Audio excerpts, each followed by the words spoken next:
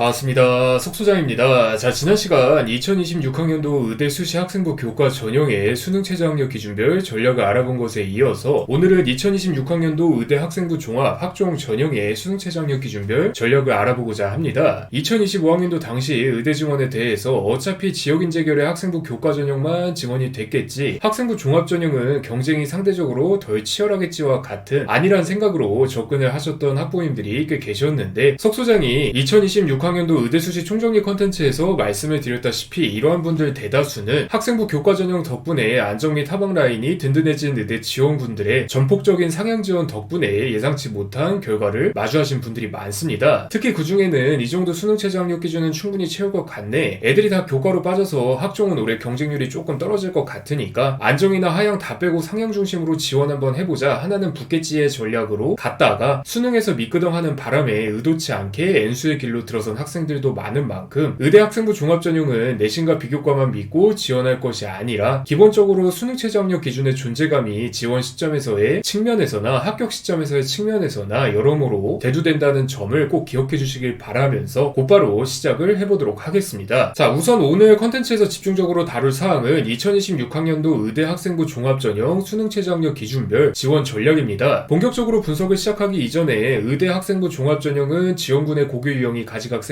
만큼 내신이 평균 50% 컷, 70% 컷 등의 공개 지표에 부합하지 않는다 하더라도 무조건적으로 불합격하는 것은 아니다라는 점과 더불어서 수능 최저 학력 기준을 채웠고 내신이 일정 수준 이상인 경우 일반고 학생이라면 비교과 각각의 질보다는 전체적인 비교과의 흐름이 어떻게 되는지가 승부를 결정하는 경우가 많고, 비일반고 학생이라면 비교과 각각의 질은 물론 전체적인 비교과 흐름까지 확실하게 이어지는지가 승부를 결정하는 경우가 많다 사항에 대해서 엄청나게 자세하게 설명을 드렸던 작년 기준 컨텐츠를 한번 읽어보시는 것을 가장 먼저 추천을 드리도록 하겠습니다. 위에서 말씀드린 것처럼 2025학년도의 모집 인원 규모로만 살피면 지역인재 결의 학생부 교과 전형이 많이 늘어난 만큼 지방권 의대에서는 일반고 학생들은 무조건 해당 전형으로, 비일반고나 비평준화 일반고 등 평범한 일반고의 여집합에 속하는 학생들은 학생부 종합 전형으로 유입이 되는 현상도 많이 벌어졌는데, 각 고교 유형별로 어떤 비교과 흐름을 선호하는지, 그리고 그 과정에서 수능 최저 학력 기준이 어떤 역할을 하는지 자세하게 설명을 해둔 만큼 오늘 컨텐츠를 살펴보시기 전후로 한번 읽어보시면 많은 도움이 될 거라고 석소장은 장담하니까 꼭 참고를 해주시길 바라겠고요. 가장 먼저 수능 최저 학력 기준이 없는 의대 학생부 종합전형 목록입니다. 학생부 종합전형인 만큼 학생부 교과전형보다는 훨씬 다양한 학교들로 구성이 되어 있고요. 석소장이 이전에도 몇 번 말씀드렸다시피 대부분이 수능 최저 학력 기준 같은 깔때기 없어도 우리는 학생들 알아서 잘 걸을 자신이 있다 라고 엄포를 해두고 있는 인서울 및 수도권 의대의 학생부 종합전형으로 구성이 되어 있습니다. 석소장의 경험상 아무리 최상위권 학생이라 하더라도 수능 최저 학력 기준 없는 의대 학생부 종합전형만 주르륵 쓰는 경우는 찾아보기가 어렵습니다. 일반고 학생이라면 서울대학교 의대 학생부 종합 지역균형 전형 때문에, 비일반고 최상위권 학생이라면 연세대학교 의대 학생부 종합 활동후 수형 전형 때문에 위에서부터 쭈르륵 쓴다고 해도 최소 수능 최저 학력 기준이 하나 정도는 걸리게 될 가능성이 높기 때문입니다. 나아가서 저런 상위 포식자 학생과 학부님들은 진작부터 입시 정보를 빠삭하게 수집을 해서 수능 최저 학력 기준을 적극 활용해서 밸런스를 잡으려고 노력을 하는 경우가 많고요. 반대로 해석을 하자면 수능 최저 학력 기준이 없는 지금 여러분들께서 보고 계신 요 의대 학생부 종합 전형을 주르륵 쓰는 학생들은 수능 최저 학력 기준 충족 가능성 자체가 워낙 낮거나 아니면 이 가정의 플러스 알파로 내신과 비교과 모두 애매한 상황이라서 울며 겨자 먹기로 어쩔 수 없는 경우가 많다는 의미이기도 합니다. 그리고 특별한 의도는커녕 어쩔 수 없어서 저러한 전략을 활용하는 만큼 가뭄에 콩나듯이 지역인재 결의 지방권 의대 하나만 덩그러니 합격을 하거나 아니면 다 떨어지거나 하는 식으로 좋은 결과를 얻는 학생들은 찾아보기가 어렵고요. 여러분들께서는 내가 수능 최저 학력 기준 충족 가능성이 낮으니까 내신과 비교과만 챙겨서 수능 최저 학력 기준이 없는 의대를 중심적으로 노리겠다라는 생각은 적어도 의대 학생부 종합전형 지원군 관점에서는 전략이라고 할 수가 없는 개념이니까 지금 시점부터라도 명확한 수능 최저 학력 기준 목표를 세우셔야 한다는 점을 꼭 참고해 주시길 바라겠고요. 자, 그리고 그 다음은 수능 최저 학력 기준이 합이 아니라 각으로 특이한 의대 학생부 종합전형인데, 가천대학교 의대 학생부 종합 가천의학학 전형 33명이 유일합니다. 사실 그 수능 최저 학력 기준조차 그냥 세계합 3등급이라고 해도 무방하고요. 해당 자료를 살펴보시면 2024학년도 기준 최종 등록자 70% 컷이 1.90등급 정도로 나와 있는데, 작년에 드렸던 말씀과 마찬가지로 일반고 최상위권 학생들과 비일반고 준상위권 학생들이 마구 섞여서 산출된 지표일 가능성이 높습니다. 없습니다. 솔루션을 진행하다 보면 2023학년도 입결이 2.11등급, 2024학년도 입결이 1.90등급이던데 우리 아이는 1.50등급입니다. 수능 최저학력 기준만 채우면 가천대학교 의대는 메디컬 계열은 무조건 합격하는 것 아닌가요? 라는 방식으로 접근을 하시는 학생과 학부모님들을 많이 볼 수는 있는데, 이런 식으로 우격다짐으로 지원한 학생과 학부모님들은 수능 최저학력 기준 덕분에 2단계 면접평가 대상자로 분류될지는 몰라도 진짜 백이 지원군들만 남은 최종에서는 100%에 가깝게 불합격하는 경우가 많습니다. 문제는 2단계 면접평가 대상자로 분류된 것이 수능 최저학력 기준 덕분인지를 모르고 내신과 비교과가 뛰어난 덕분이라고 오해를 하셔서 2년이고 3년이고 가천대학교 원서는 꼭 포기를 하지 못하는 모습도 많이 관찰을 할 수가 있고요. 실제로 2025학년도 입시에서 해당 전형 1단계 서류평가에서 합격한 학생들을 살펴보면은 나중에 서울대학교 학생부 종합 일반 전형으로 전기정보공학부나 첨단융합학부 등을 최초 합격할 정도로 경쟁력이 뛰어난 학생들이 많았는데, 비일반고 친구들이야 그렇다 쳐도 일반고 친구들조차 이 친구들이 진짜 평범한 일반고라고 할 수가 없는 학군제 한가운데 있는 고등학교에서 전교 3등에서 5등 정도에 있던 학생들이었다는 점을 주의하셔야만 합니다. 말 그대로 지방 평범한 일반고에 가져다 두면 내신 1.00등급으로 전교 1등은 쌈 싸먹고도 남을 학생들이라는 의미이기도 하니까, 여러분들께서는 위에서 말씀드린 것처럼 학생부 교과 전형이라면 몰라도 학생부 종합 전형에서는 입결 자료를 고지고대로 믿으면 절대 안 된다는 점을 꼭 기억을 해주시길 바랍니다. 물론 수능 최저학력 기준이 세계 영역에서는 가장 센 편인 만큼 수능 최저학력 기준을 충족하면 가능성이 비약적으로 올라가기는 하겠지만, 방금 말씀드린 것처럼 수능 최저학력 기준을 충족하고도 불합격하는 학생들이 많다는 점도 함께 기억을 해주시길 바라겠고요. 자, 그리고 그 다음은 두 개 영역합 2에서 4등급 이내의 의대 학생부 종합전형 목록인데, 을지대학교 학생부 종합 지역의료 인재 특별형 전형이 기초생활 수급자 등을 위한 특수 전형이라서 사실상 연세대학교 서울캠퍼스